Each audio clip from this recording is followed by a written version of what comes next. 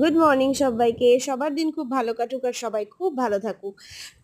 আমি আগে নিয়মিত ভিডিও দিতাম, কিন্তু এখন রেগুলারিটিটা মেনটেন করা হচ্ছে না। হ্যাঁ, হচ্ছে না, কারণ কিছু পার্সোনাল রিজন আর কয়েকটা কাজ আর পরীক্ষার মধ্যে আটকে গেছি। হ্যাঁ, কয়েকটা পরীক্ষা চলছে, পরীক্ষাটা হয়ে গেলেই আমি আবার যেমন ভিডিও দিতাম সেরকমই দেবো।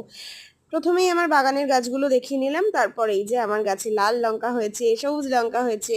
সবুজ লঙ্কাই হয়েছিল, তারপর লাল হয়ে গেছে। তারপর এই হলো আমার ভীষণ সুন্দর নীলকণ্ঠ গাছ, আর এই হলো আমার ভীষণ সুন্দর একটা কারিপাতা গাছ, আমি চেষ্টা করেছি দেখানোর। আর এই হলো আমার রঙ্গন গাছটা, আর এই হলো আমার রজনীগন্ধা স্টিক। হ্যাঁ, আজকের শো স্টপার এই রজনীগন্ধা স্টিকটা। অতএব 2 বছর বাদে এই রজনীগন্ধা ফুলটা ফুটেছে, আমি ভীষণ খুশি।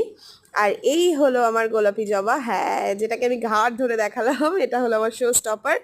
এটাও আজকের শো স্টপার। আমার উচ্ছে গাছে হয়েছে, উচ্ছে ছোট ছোট বেবি উচ্ছে, আমি কয়েকটা উচ্ছে মানে তুলেও নিয়েছি, ভিডিও করে উঠতে পারিনি।